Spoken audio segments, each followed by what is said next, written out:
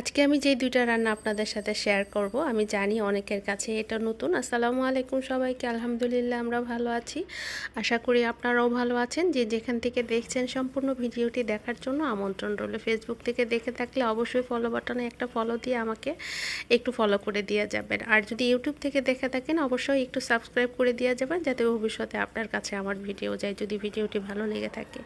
এখানে আমি ডাল ভিজিয়ে রেখেছিলাম প্রায় আধা ঘন্টার মতো। আধা ঘন্টা ডালগুলি ভিজিয়ে রেখে আমি এভাবেই চালনিতে নিয়ে খুব করে কচলিয়ে ধুয়ে নিয়েছি, তাতে কিন্তু ডালের কালারটা বেশ ভালো আসে। আপনি ডাল যত বেশি ধোবেন তত বেশি কিন্তু ডালের কালার ভালো আসবে। যাই হোক, এখানে আমি গরম তেলের মধ্যে একটা শুকনো মরিচ, পেঁয়াজ আর রসুন দিয়ে দিয়েছি। এরপর একটু হলুদ আর একটু আদা বাটা আর রসুন বাটা দিয়েছি, একটু জিরা, একটু ধনিয়া গুঁড়ি দিয়েছি। এরপর আমি এটা মশলার মধ্যে একটু ভালো করে কষিয়ে নিব। আমি জানি না এভাবে কেউ কখনো ডাল রান্না করেছেন কিনা, কিন্তু আপনারা যদি এভাবে ট্রাই করেন আমি বলবো যে অসাধারণ হয়। আমার ফ্যামিলিতে অ্যাটলিস্ট এটা অনেক পছন্দ করে আমার ছেলে, এবং ব্যক্তিগতভাবে আমিও অনেক পছন্দ করি।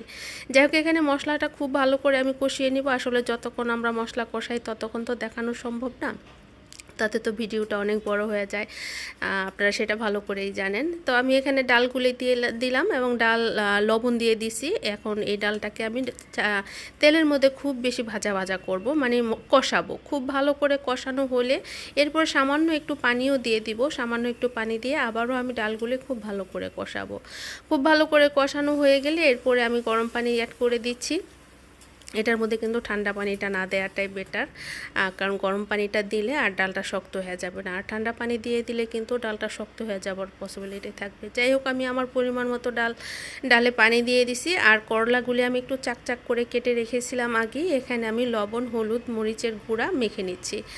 আর এটা মেখে রেখে দেওয়ার কোনো প্রয়োজন নেই, কারণ মেখে রেখে দিলে কিন্তু অনেক সময় পানি ছেড়ে দিবে। পানি ছেড়ে দিলে কিন্তু করলাটা মুচমুচা হবে না। আর আমি যেহেতু একদম ডুবো তেলে মুচমুচা করে ভাজবো, সেক্ষেত্রে রেখে দেওয়ার কোনো প্রয়োজন নেই। আর যদিও লবণ দিয়ে করলা খুব ভালো করে ধুয়ে নিলে করলা তিতা কম হয়, কিন্তু আমি বলবো যে এই ক্ষেত্রে সেইভাবে ধোয়ার কোনো প্রয়োজন নেই। তার কারণ হচ্ছে এটা ডুবা তেলে ভাজা হচ্ছে। করলা ডুবা তেলে ভাজলে কিন্তু একদমই তিতাটা চলে যায়। আপনারা যদি একবার খান, একবার রেসিপিটা ট্রাই করেন, তাহলে অবশ্যই বুঝতে পারবেন যে আসলে এই জিনিসটা খেতে গরম ভাতের সাথে এতটাই ভালো লাগবে। আর আমি যে ডাল রান্না করেছি সেই ডালের সাথে এই করলা ভাজাটা কিন্তু আমি ভীষণ পছন্দ করি, যে কারণে আমি আজকে যেহেতু এইভাবে ডালটা রান্না করেছি, এইভাবে করলাটাও ভাজা করলাম। একমাত্র এই ডালের কারণে আজকে আমি এই করলাটা ভাজা করলাম। আর এখানে ডালটা অনেকক্ষণ জাল হয়েছে, তারপর আমি একটু ঘুটে দিলাম। আমি চাইলে এখানে আম দিতে পারতাম, জলপাই দিতে পারতাম, বাট যেহেতু আমি করলা ভাজার সাথে ডালটা খাবো, সেহেতু আমি এখানে টক জাতীয় কিছুই ব্যবহার করব না, কারণ টকের সাথে কিন্তু তিতা খাওয়া যায় না, এটা আমরা অনেকেই জানি। মোটামুটি আমার ডালটা রান্না হয়ে গেছে। ডালের থিকনেসটা অবশ্যই দেখতে পাচ্ছেন। ডালটা কিন্তু একদম পাতলা হবে না, ডালটা হবে একটু ঘন ঘন।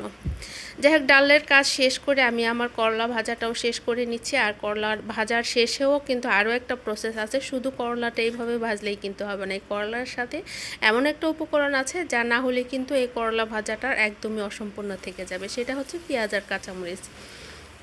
তো আপনারা হয়তো ভাববেন এটার মধ্যে আমি এক্সট্রা কোনো মশলা দিচ্ছি না, আসলে এখানে এক্সট্রা মশলা দেওয়ার কোনো প্রয়োজন নেই, কারণ পেঁয়াজ, কাঁচামরিচ এখানে আগে থেকেই লবণ, হলুদ, মরিচের একটা ফ্লেভার তো তেলের মধ্যে অবশ্যই আছে।